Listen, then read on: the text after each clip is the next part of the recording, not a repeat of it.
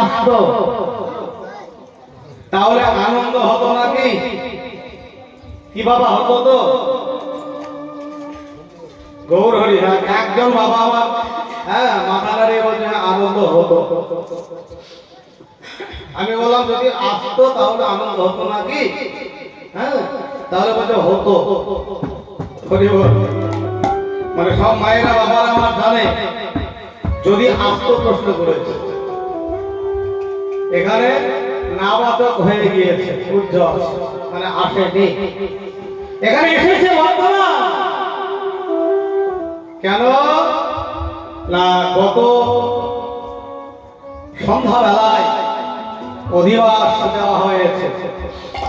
এই যে সুন্দরভাবে কদলে পত্রে কদলে বৃক্ষ, লতা পাতা ফুল, হ্যাঁ আর আম্রপল্লব হয়তো এখানে দেওয়া হয়নি। এই যে কোথায় আম্রপল্লব দেওয়া হয়েছে, আম পাতা দেওয়া হয়েছে, অন্তত অতি সত্তর অন্তত একটা শাখায় না ভেঙে গুঁজে দেন, তাহলে একটা পাতা অন্তত এখানে যে কোনো এক স্থানে গুঁজে দেন, নাহলে অধিবাস তাই না। এই যে অধিবাস, অধিবাস মানে কারো উদ্দেশ্যে বাস স্থান সাজিয়ে দেওয়া। ভগবান বললে হ্যাঁ শিষ্যদেরকে অধিবাস কথার অর্থ বলবো।